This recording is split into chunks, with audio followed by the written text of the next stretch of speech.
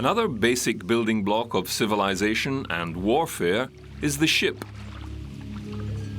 Boats have been used to fish, trade and transport along rivers and across the seas for millennia. From the second millennium BC come records of ships to transport troops to battle. Oared vessels also carried catapults and rams to attack other vessels, oarsmen often doubling as soldiers. The Egyptians, the Hittites and Assyrian empires all crossed the seas to do battle. And when they weren't fighting each other, they would use their vessels for trade and exploration, and perhaps a little piracy. From the Mediterranean as far-flung as the Chinese to the east and the Nordic races to the north, all developed both shallow and deep-water vessels in search of trade and to extend their field of influence. Organized attack forces first appeared in Cretan times in the Aegean Sea, the time of Homer and Troy. From the 7th and 6th centuries BC, formal navies appeared with both standardized ships and tactics. The Phoenicians developed multi-deck vessels. Early Greek references show ships from 20 to 50 oars. The biremes were 80 feet long by 10 feet wide with 2 sets of oars each side. The triremes had 3. Assyrian and Egyptian navies armed their vessels with rams, boarding hooks, and missile-throwing catapults and trebuchets. The Athenians were particularly good at the ramming technique. There are numerous tales of great Mediterranean battles: the Persian invasion of Greece in 480 BC, the battle at Aegospotami that decided the Peloponnesian War of 405 BC. The developing Roman Empire required a fleet to rule the Mediterranean in 70 BC. The Battle of Actium during the Roman civil wars of 31 BC saw the demise of Mark Antony and solidified the empire won. Coastal skirmishes by invading tribes to Britain continued for centuries. The Norman conquest of England in 1066 required sea power. From medieval times, the concept of this sea power was not lost on the small island nation of Britain, which came to rely on it not just for survival, but also its future as a kingdom. The cog of the 10th century was a small, simple sailing vessel with a single mast used throughout the coastal Atlantic and Mediterranean seas. It was a square-rigged vessel that became the antecedent of most fighting vessels.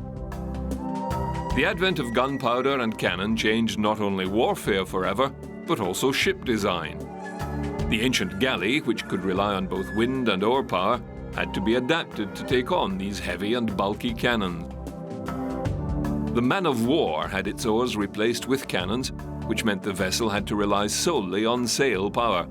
This quickly required the need for more masts to hold more canvas.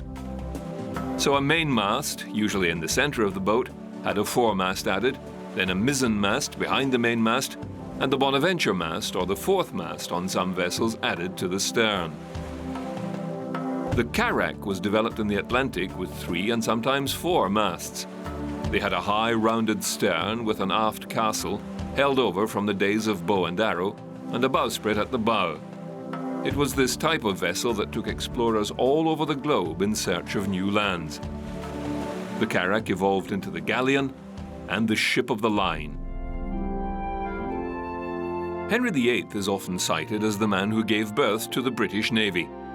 He invested heavily in shipbuilding and purchased all the cannon he could get his hands on to arm his fleet. With the powers of Europe vying against the small island nation, Henry built a powerful, well-trained navy.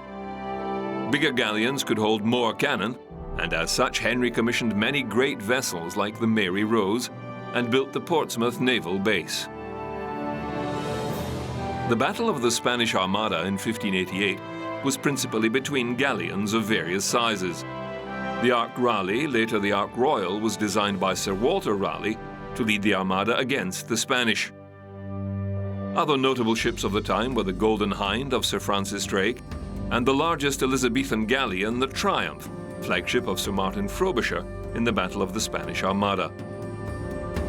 In 1626, the biggest and grandest warship yet built, the Vasa, was laid down for the King of Sweden. The Vasa sank after only 1 mile of its maiden voyage.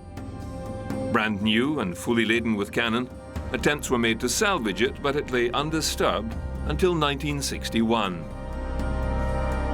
More than 200 feet long, armed with 64 guns on 2 decks, the ship was the pride of Sweden's growing empire and a new deadly weapon in the war with Poland. But within minutes of leaving the harbour, and to the horror of the tens of thousands of onlookers gathered on Stockholm's shores, it began heeling dangerously. Water rushed in through the open gun decks, and the Vasa sank, killing 30 of the 150 sailors on board. Nearly 4 centuries after it sank, one of the most magnificent war history treasures faces a second tragedy. Slowly but surely, it is turning to dust. Sulfur, slowly absorbed by the wood while the Vasa had been lying on a seabed, has prevented it for centuries from being eaten by microorganisms. When the Vasa was lifted, sulfur came into contact with the air and began to turn slowly into sulfuric acid. Accelerated by oxygen produced by the rusting iron bolts and humidity, the fatal reaction is believed to have already produced 5,000 tons of acid, which corrodes the wood. Swedish and American scientists, headed by Magnus Sandström, professor of structural chemistry at Stockholm University, have now discovered that 80% of the ship and the wooden objects it contains have suffered some degree of acid attack.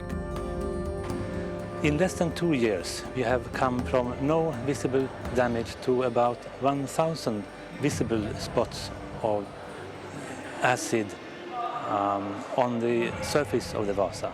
Salt precipitation or acidic soft wood. Vasa's interior has already been treated with a solution to temporarily reduce the impact of the acid. Oh, it's falling apart as well. This is definitely not good. Very, very soft. And he'll just disappear into the wood without strength from me.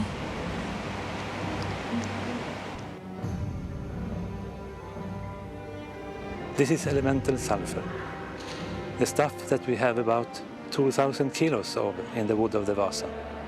The Vasa is going to be saved, but as I said, it's a battle against time, and piece by piece it will deteriorate if we do not do what we must.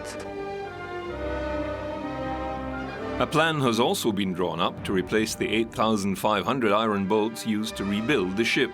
However, the more permanent solution is yet to be found. With the use of these types of ships to explore the New World and establish control of far-flung countries, the ability to defend and project military power across vast distances was wholly proven by the British Navy in 1782. During the American War of Independence, their force of 36 ships of the line was able to engage and defeat a French naval force of 33 ships in the West Indies. The French lost 1 ship sunk, 5 captured, and 8,000 sailors wounded or dead. Horatio Nelson, somewhat closer to home, was also able to prove British naval might dominated the seas with superior ship design and training. At the Battle of the Nile, August 1798, he effectively destroyed the French fleet anchored off Alexandria, burning 3 ships and capturing 9 others. His ship from 1803 was the HMS Victory, a first-rate ship of the line of 3,500 tons. In total, she was 227 feet long, with a beam of 51 foot 10 inches. From water's edge to the tip of her main mast, she was 205 feet tall, with a hull thickness of 2 feet at the waterline. With a crew of 850, she carried over 102 cannon of various caliber, from 12 to 68 pounders, and participated in several major battles, successfully, as she is now a museum in Portsmouth, England. The Battle of Trafalgar in 1805 saw Nelson and the Victory once again dominate the French and Spanish, with a decisive engagement of 27 ships of the line and 6 smaller vessels against a combined French-Spanish fleet of 33 ships of the line and 8 other vessels. Deemed one of the greatest naval battles of the 19th century, the British destroyed 1 ship and captured 21 others, causing 12,781 casualties to their own number of 1,695 killed or wounded including Nelson himself. During this time of sail, several specific types of vessel were standard, like gunboats, sloops, and schooners. The brig vessel was a two-master with square rigging. Small and maneuverable, they were war vessels for lakes and confined waterways. The corvette was a small, lightly armed vessel. Usually with a single deck and used mainly for coastal work, it was bigger than a sloop of war but smaller than a frigate. The frigate referred to many types of vessel over the years, but specifically they were as long as a ship of the line, but square-rigged on all three masts and generally lightly armed for patrol and escort duties. The ship of the line was the largest and most well-armed of vessels able to be part of the line of battle within a fleet, hence the name battleship. These smaller vessels proved their worth during the War of 1812 and on the waterways of North America. On Lake Champlain, September 1814, the British were soundly defeated by the United States when one frigate, one brig, two sloops and 12 gunboats of the Royal Navy met US forces of a frigate, a brig, a schooner, a sloop and 10 gunboats. Britain lost all 4 major vessels with 388 casualties.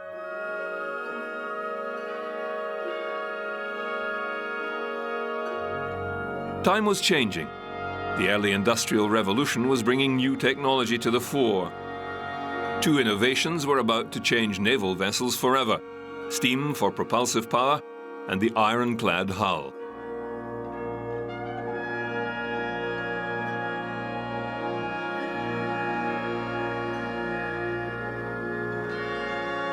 With the advent of steam power, a flurry of new vessels were built, propulsion system, although they generally included masts and rigging just in case of mechanical breakdowns. It also provided an answer to river travel, where the wind was often either unhelpful or absent for sail-powered vessels. The general design was of the paddle wheel, and it wasn't until the introduction of the screw propeller in the 1840s that steam power became really practical on board a warship. The British Navy excelled in producing these screw-type vessels. The French Navy experimented with ironclad batteries. Basically armoured wooden hulls with heavy armaments used to attack shore batteries, they were towed and little resembled any ship. About this same time came the development of the explosive shell. The wood-hulled warship was doomed. The great navies of Britain, France, Russia and the United States all rearmed their vessels with the larger 32 to 42-pounder guns with explosive shells. To counter this technological edge, cladding the timber hulls with iron or steel became prevalent. These ironclads quickly outnumbered timber-only hulls. The first ocean-going ironclad was the French La Gloire of 1858. The British countered with a frigate, the HMS Warrior. Steam-powered and all iron, she was fitted with the latest in steam engines capable of over 14 knots. It was not long before these ironclads would come to exchange blows. It was 1860 during the US Civil War. The ISS Virginia was making quick work of the timber-hulled Union vessels off Sewell's Point, near the mouth of Hampton Roads, Virginia. The Virginia sank or damaged 3 frigates with over 450 casualties. The Virginia withdrew to conduct repairs, and the following day returned to find the ironclad USS Monitor had also arrived, whereupon the famous duel of the ironclads began. The outcome was inconclusive, although the Monitor had superior firepower and was able to crack the hull of the Virginia. Either way, the future of naval warfare was decidedly in their favor. The Stonewall was the United States Confederacy's last ironclad vessel. It was sold to a small island nation wishing to build naval forces. It was renamed the Kotetsu, which literally translated as ironclad, later renamed the Azuma, and became of the Imperial Japanese Navy. Upheavals and the threat of independence in Cuba had the Americans send the USS Maine to show the flag and, if necessary, protect American interests. The battleship arrived in Havana January 25, 1898. On February 15th at 9:40 p.m., a massive explosion ripped through the battleship's magazine and sank her where she lay anchored. 266 men lost their lives. After numerous investigations, It was found a mine had struck the battleship and ignited its own magazine. The incident led directly to the short American-Spanish War, where the United States flexed its naval muscle and took all of the remaining Spanish territories. The protected cruiser, the Olympia, and 5 other warships steamed into Manila Bay, Philippines, and destroyed the 10-ship Spanish force there. The cruiser USS Charleston sailed to Guam, fired 1 shot at the island, and took possession from a handful of ill-equipped Spanish soldiers. The United States was becoming a force to be reckoned with. The Japanese Navy kept a close watch on the US as it spread its power into the Pacific, taking territory from the Old World and expanding its bases across to Asia. The US could easily affect the sea trade of island nations like Japan. With their expansion into Manchuria and Korea with the first Sino-Japanese conflict of 1894, the Japanese were building a naval force comparable to the mighty European forces. They flexed this force in 1904 against the mighty Russian Pacific Fleet at Port Arthur. With a preemptive strike utilizing the small torpedo boat, the Japanese Navy attacked the Russian fleet at anchor and then blockaded it in Port Arthur. Russia sent assistance in the form of the Russian Baltic Fleet. Redubbed the 2nd Pacific Squadron, Admiral Rozhestvensky sailed the massive fleet around the globe to relieve the Pacific forces. But when they reached the Sea of Japan, they met the Japanese fleet. At the Battle of Tsushima, or the Sea of Japan, the Japanese devastated the Russian fleet in one of the great sea battles of naval warfare. A peace treaty was quickly arranged by the United States and signed in Portsmouth, New Hampshire. Russia ceded a great deal of land and influence, not to mention the public humiliation. The Battle of the Sea of Japan was closely watched by Britain and the United States. They too learned a lesson in tactics and vessel design. The result was the new Dreadnought-class battleship. Britain was determined to remain the major power of the 7 seas and embarked on a new ship design. Launched in 1906 from Portsmouth shipyards, the Dreadnought weighed over 18,000 tons, was 527 feet long, and thanks to the new steam turbine engine, could reach a speed of 21 knots. She was a big gun concept vessel. To counter the threat of torpedoes, larger guns could engage enemies further away before they could launch a torpedo attack. She was armed with 10 12-inch guns, 27 12-pounders and 5 torpedo tubes, and armor up to 11 inches thick.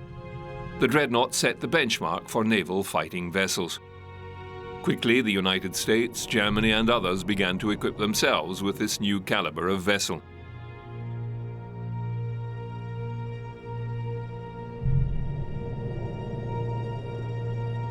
With the outbreak of World War I, there were surprisingly few battleship engagements. The big game seemed to occur under the water.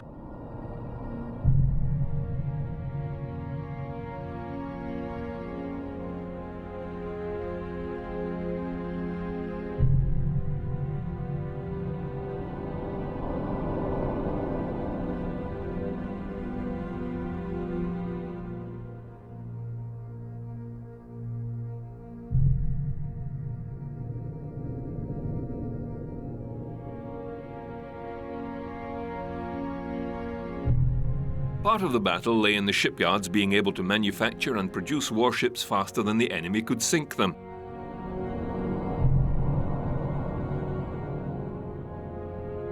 Also, being able to supply an island nation with food and equipment required safe passage of transport vessels. The German U-boat menace had not been anticipated to the extent that it was used to sink merchant vessels and stalk the seas unseen. Great effort had to be put into neutralizing this menace. Light, fast vessels patrolled convoys of merchant shipping. In the whole of the First World War, only 1 U-boat was sunk by a Dreadnought-class battleship, and that was by ramming.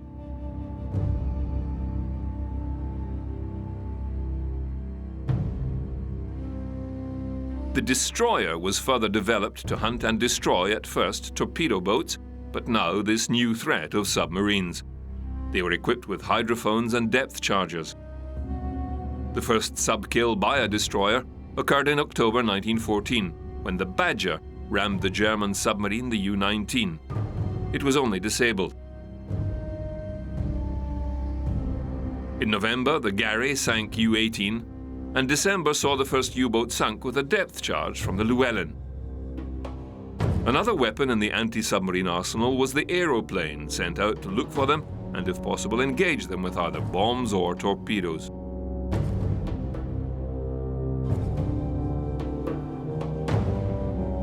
The price paid was heavy, including the sinking of the luxury ocean liner, the RMS Lusitania. Sunk off Ireland by the German U-boat U-20 in May 1915, it is considered to be one of the reasons for the USA's entering the war. Of major surface battles, there were few engagements like the one in the southern Atlantic, where German cruisers attacked British vessels off the coast of Coronel, Chile, destroying half the vessels and killing over 1,500. It was the first British naval loss since 1812, and the response was swift. Less than a month later, near the Falkland Islands, a British fleet of 8 vessels sought out the Germans responsible. They engaged 8 cruisers and transport vessels, sinking the majority. A light cruiser and a transport ship managed to get away. The British suffered 29 casualties, compared to 2,000 Germans killed or captured. There was the Battle of Dogger Bank, where a British force of battle cruisers and destroyers chased down a German fleet of cruisers and destroyers, sinking one cruiser and damaging another. It was a minor tactical win for Britain, not the engagement they had sought, and many battle procedures and commanders were changed after the event. The Battle of Jutland was the biggest battle of the war, and the only one fought with battleships. Conducted in the North Sea near Denmark, it was an indecisive engagement between 28 British battleships, 43 cruisers, and 78 destroyers, to Germany's 16 battleships, 22 cruisers, and 61 torpedo boats. After heavy and prolonged engagement, Britain lost 14 vessels, including 6 cruisers, to Germany's 11 ships. Both lost many lives. The Germans returned to port under the cover of darkness and were unable to defeat the British fleet. The rest of the war turned to submarine warfare, and the British battleships remained in the North Sea, held any further German fleet attacks, but none eventuated. After the war, battle-weary nations made few changes to their navies, but increased their sizes and developed some new anti-submarine tactics. The US continued to expand their forces. We get a good view of the mighty Tennessee down there, and the Colorado, waiting for their orders to sail as part of the great fleet under the command of Admiral R.H. Lay, in charge of the battle fleet, 9 dreadnoughts and 56 other ships, including the airplane carrier Lexington, packed to the gunwales with a collection of eagles, and they certainly look ready for business, whatever it may be. The fleet has secret orders to meet somewhere in the Pacific to take part in the maneuvers off Hawaii. And the whole country's buzzing with the rumors about where they're really going. Somehow, these magnificent battle wagons always give you a thrill just to look at them. The California, the proud flagship of the Pacific Fleet. There was one development, however, that would see another major change in naval battles of the future: the aircraft carrier.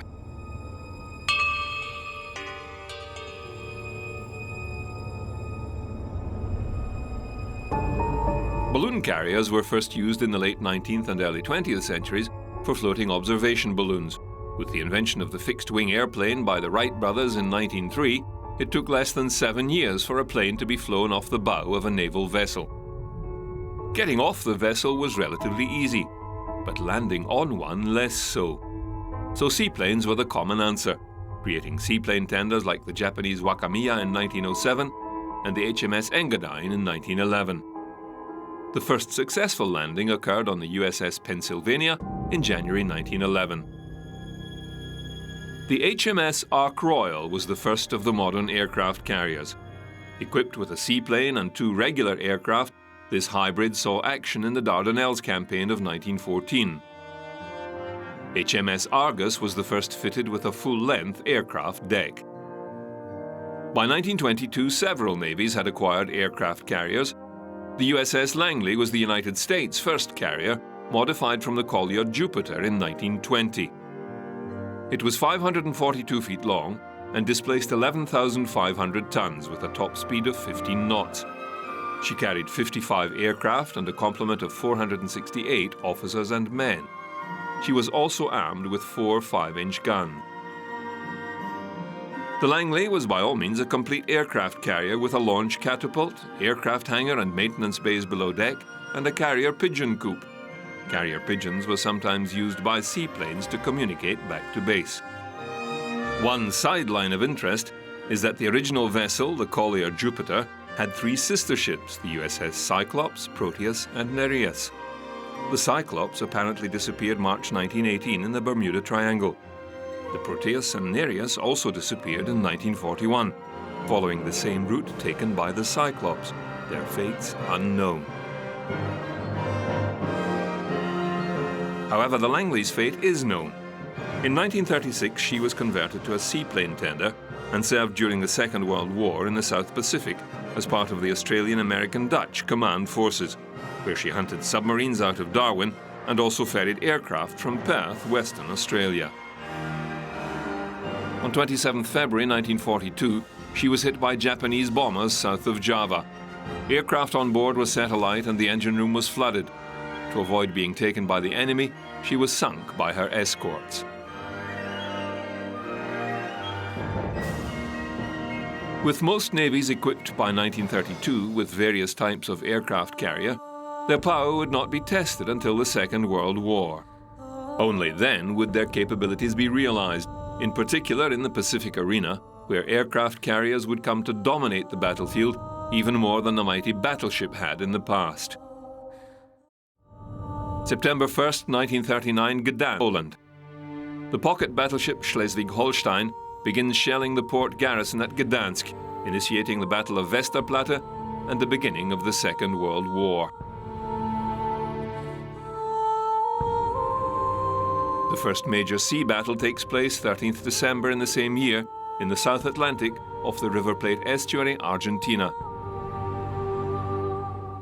The German battleship Admiral Graf Spee was sinking merchant shipping in the Atlantic. A British and Commonwealth heavy cruiser and 2 light cruisers located her and attacked. All 4 vessels were heavily damaged, and after an extended fight, the Spee led smoke and fled for the neutral port of Montevideo. After much political wrangling and subterfuge, it was eventually scuttled in the estuary. When France fell to the Germans, Britain had little choice but to ensure their former allies' fleet did not fall in German hands, and conducted Operation Catapult on 3rd July 1940. British forces, including the aircraft carrier Ark Royal, the battlecruiser Hood, the battleships Valiant and Resolution, 3 cruisers and 11 destroyers, attacked the strongest portion of the French fleet at the port of Mers el Kebir in French Algeria. For the loss of 4 aircraft, Britain sank 1 battleship, heavily damaged 2 others, and 4 destroyers. 2 years later, the rest of the French fleet that could not join Allied forces was scuttled by their crews to stop Germany gaining control of their vessels. The German battleship Bismarck would become one of the best-known battleships of the war. Launched in July 1939, and although through treaties not allowed to exceed 35,000 tons, she displaced 41,700 tons, and was then the biggest warship of the time. She was 823 feet long with a beam of 118 feet. Powered by 12 high-pressure turbines and 3 props, she could reach speeds of 30.1 knots. Her officers and crew totaled 2,092. Her main armament was 8 380mm guns, 12 152mm, and 16 105mm, as well as various other anti-aircraft guns. She also carried 4 aircraft. Her first engagement was with the British battlecruiser Hood and Prince of Wales, in which the Hood was hit several times, including the magazine, which blew the vessel in 2 and sank it within minutes. The Prince of Wales also suffered heavy damage. It was after this engagement that Churchill famously said, "Sink the Bismarck." A task force was set up, and the Bismarck hunted relentlessly. Its rudder was disabled by an aircraft torpedo and then attacked by destroyer-launched torpedoes. The Bismarck finally succumbed, and although there is still controversy over whether she was scuttled or not, she sank. The true capabilities of an aircraft carrier were finally demonstrated at Pearl Harbor on December 17, 1941. In a preemptive strike, Japanese forces launched 2 air attacks on US battleships and other vessels at the Hawaiian Naval Station. Of 8 US battleships, 3 were sunk immediately, 1 capsized, and the rest were heavily damaged. 3 light cruisers and 3 destroyers were also sunk. Fortunately for the US, their 3 aircraft carriers were not in port at the time. This attack, of course, led to the United States entering the Second World War. The war in the Pacific had begun. Life aboard these giant aircraft carriers was a world of its own, as documented during the war by filmmakers. This particular film, titled The Fighting Lady, revealed some of the unique culture that had developed on a flight deck. As our planes come aboard, there begins an operation almost as exciting as the attack itself. A ballet after battle, with the plane directors as dancing masters. The whirling propellers fill this scene with danger, but now our crews are trained and adept.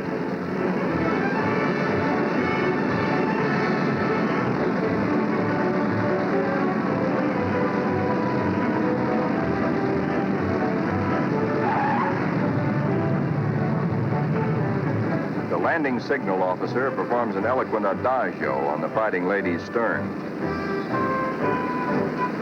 Warning to the rest of the cast to stay off stage until a limping member can be led out of the way.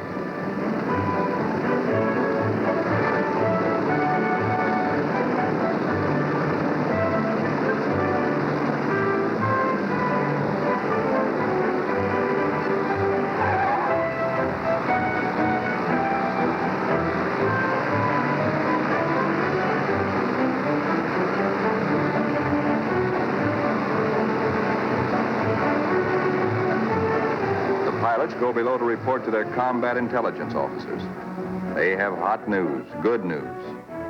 They tell what they saw and did, how many rounds of ammunition they fired, how many bombs they dropped, what they hit, what they noticed at the target that was new and different or that may need hitting again. As the reports are added up and our combat photographers develop their pictures, the story becomes better and better. Every single Jap bomber on Marcus has been destroyed. 80% of the shore installations blasted or set afire. The Battle of the Coral Sea occurred over several days in May of 1942. The Imperial Japanese Navy was attempting to land troops on New Guinea in an attempt to take Port Moresby. However, fielded against them were the United States and Australian naval forces. This was the first time aircraft carriers faced off against each other, and remarkably, the first time in naval history that at no time did either fighting vessel actually see the other or exchange shots directly. Although a tactical loss for the Allies, it was a strategic win, inasmuch as the Japanese abandoned their attempt to land troops and take Port Moresby. Both forces launched aircraft in search, often missing each other due to cloud cover or poor intelligence work. Finally, US aircraft found the invasion fleet and sank the small carrier Shoho, with a great loss of life. It was the first Allied success against a major Japanese surface vessel. The following day, a second Japanese carrier was damaged. Japanese aircraft found the US fleet and hit both their aircraft carriers. The Lexington had to be abandoned and scuttled.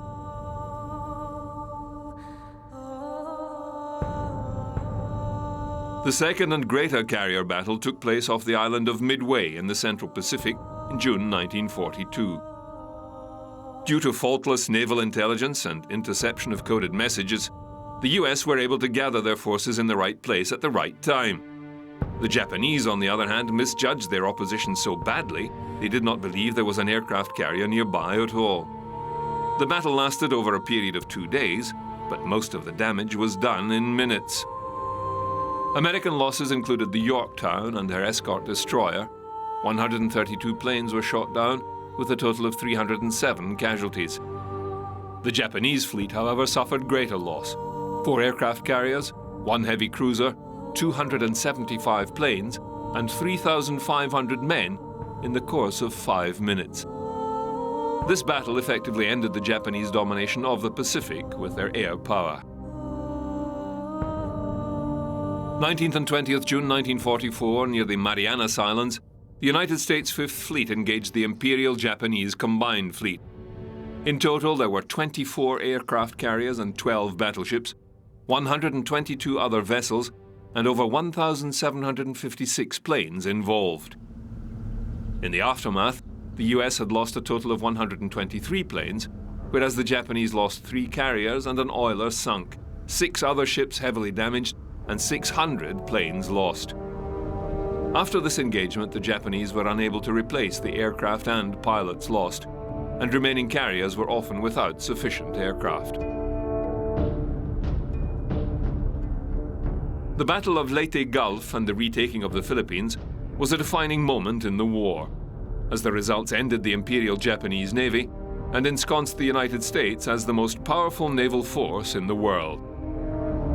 The actual battle was several major actions over several days, and involved several battle groups and land-based aircraft. It also introduced the suicide kamikaze attack to naval warfare, pilots specially prepared to crash their explosive-laden planes into capital ships.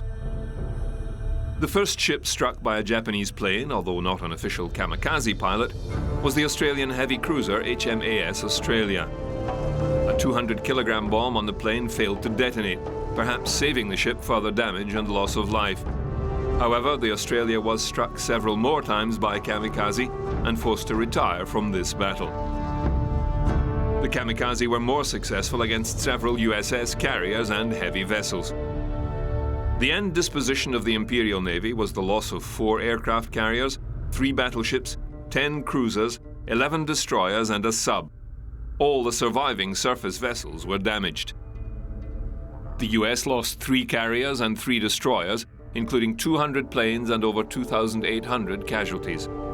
This was to be the last great carrier-based battle of the war. The war was nearing an end. However, many more battles were fought, getting to and invading Okinawa. It was the intervention of the Manhattan Project that helped end hostilities. With the surrender of Japan, the United States was left with a surplus of naval hardware, including German and Japanese vessels and several redundant aircraft carriers. But they found a use for them as targets.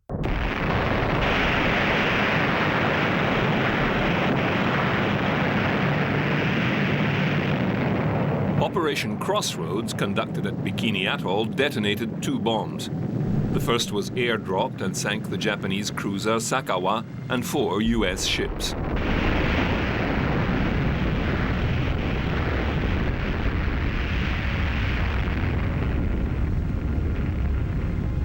The second underwater detonation sank the Japanese battleship Nagato and the US battleship Arkansas, and 4 more US vessels, including the aircraft carrier Saratoga and 2 other major vessels.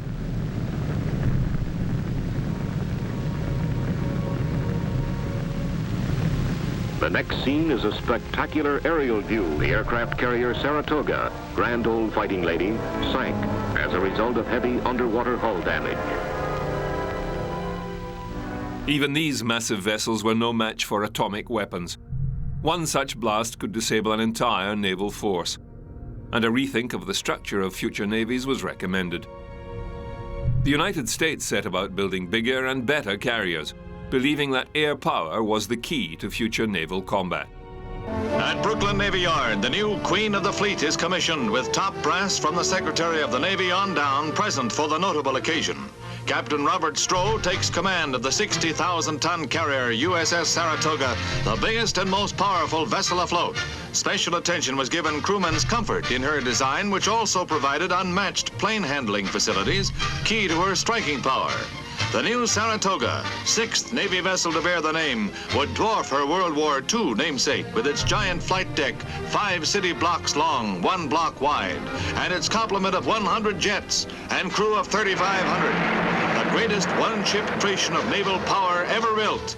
Truly the new Queen of the Seas. There were also 2 new technologies developing that would dramatically influence ship design once again.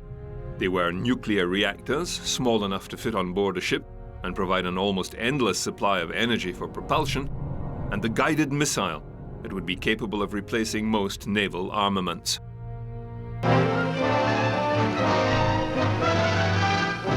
glimpse of the Navy of tomorrow, the USS Boston, America's first guided missile cruiser, in action off Cuba. From below-deck magazines, its potent Terrier missiles are automatically positioned on launching racks. Ship and missile were designed for each other in what engineers call an integrated weapons system, lethally efficient. This cruiser mounts no big guns. One of its missiles can sink any enemy ship, or with an atom warhead, smash an enemy base. Guided missiles were the answer to several problems for the modern fleet, but also a curse. One small, well-aimed missile could, in theory, hit giant aircraft carrier with 100 aircraft aboard.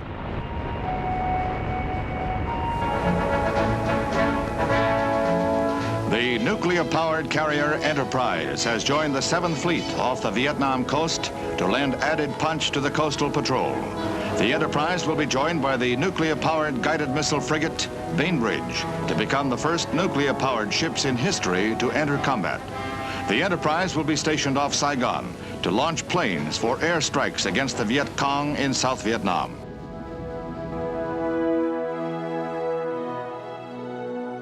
The strategy of fleet structure was evolving to a defense in depth. At the center, the supercarrier and aircraft capable of striking enemy targets with aircraft launch weapons and also air-to-air defense against enemy aircraft. The missile cruiser would target distant threats as well as providing surface-to-air missile capability. Another layer of picket vessels or frigates were geared toward anti-submarine operations to protect the fleet.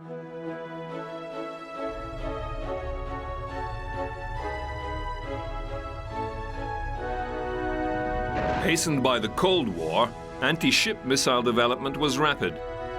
The first use of a modern anti-ship missile saw Egypt fire a Soviet Styx missile that sank an Israeli destroyer in 1967. In 1973, Israeli and Syrian forces, both armed with anti-ship missiles, were engaged. The Syrian forces were sunk as the Israelis utilized anti-missile countermeasures.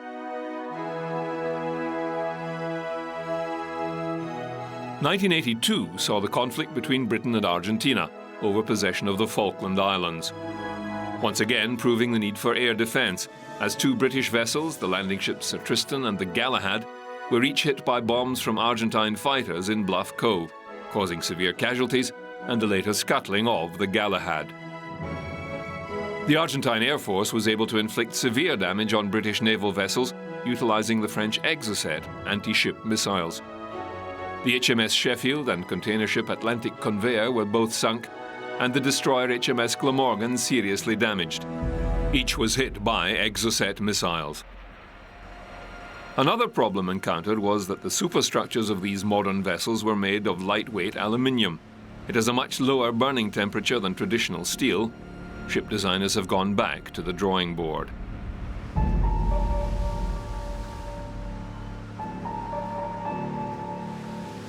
New anti-missile defense systems were developed and installed on the modern ships. Standard missiles could shoot down an incoming missile, or the Phalanx close support machine gun could track and shoot down low-flying missiles.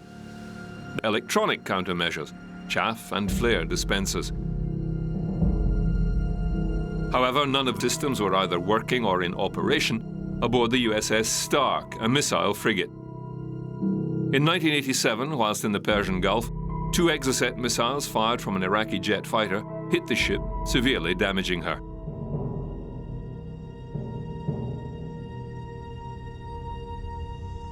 October 2000, and the guided missile destroyer USS Cole was also hit and disabled, but this time by a small watercraft packed with explosives that rammed the side of the ship in a suicide attack.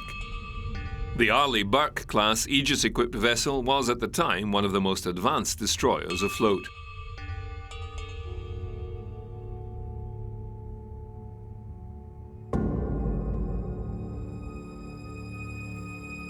Modern naval vessels are as diverse and sophisticated as ever, from aircraft carriers for fixed-wing aircraft to helicopter-only carriers.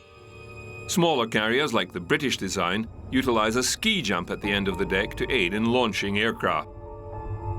A very dangerous place to live and work is the flight deck of an aircraft carrier. From the deafening roar of jet engines, the danger of turboprops spinning invisibly about, fully fueled and armed planes with high explosive missiles and armaments stacked along the edge of the narrow runway, plus a rolling deck, to make it a hazardous environment.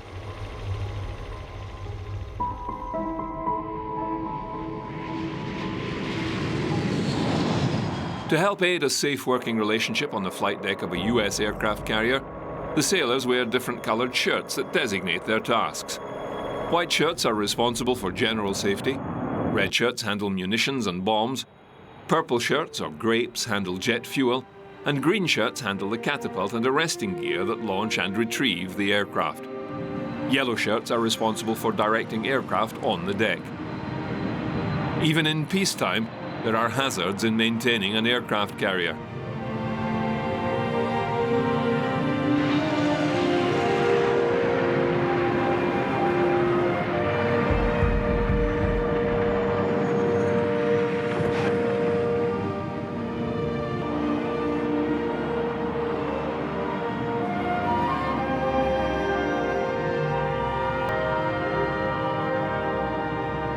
There have at times in the past been very serious incidents on the flight deck.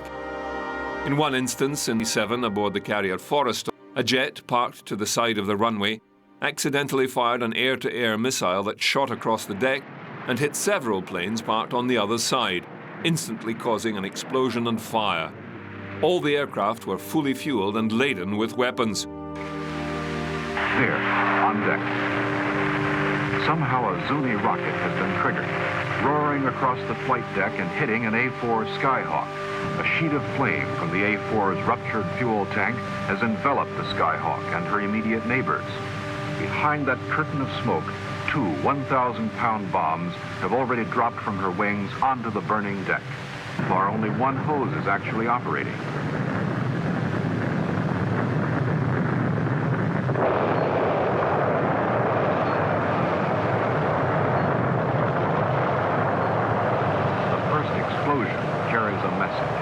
Forrestal is in deep trouble. A fire at sea is the ultimate nightmare for any sailor because there is nowhere to run, especially on a vessel packed with aviation fuel, high explosive munitions, bombs and missiles. Your instincts have to be right, your courage pinned on like a badge. Following the third explosion, the first two fire parties had been virtually wiped out. The fire was not completely out of control. A great ship was on the verge of dying. To save her, other men were going to have to go back on deck, most of them without sufficient training in firefighting techniques.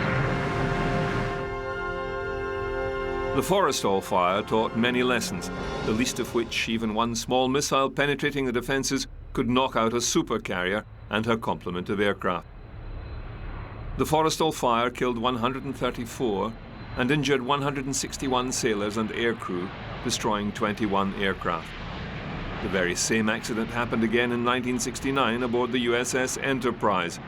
A Zuni rocket was triggered, causing a fire. 27 sailors were killed and 314 injured. 15 aircraft destroyed. Several countries continue to maintain an aircraft carrier-based naval force and are currently designing and building the next generation of. Britain is constructing the Queen Elizabeth-class aircraft carrier and is planning two, the first to be in service by 2014. Planned to be 280 meters in length with a beam of 39 meters with a crew of 600, she is expected to carry 36 F-35 Lightning II aircraft and 4 early warning aircraft. The United States, which currently maintains 12 supercarriers, the latest the USS George H.W. Bush, the last of the Nimitz class, has begun production of the next generation design, the Gerald R. Ford. This next generation ship will include a newly designed nuclear reactor and electromagnetic catapults with a reduced crew number. The ship itself is 1,092 feet long, with a beam of 134 feet. Capable of 30-plus knots and armed with surface-to-air missiles, she will carry 75-plus aircraft. 3 are planned to be put into service.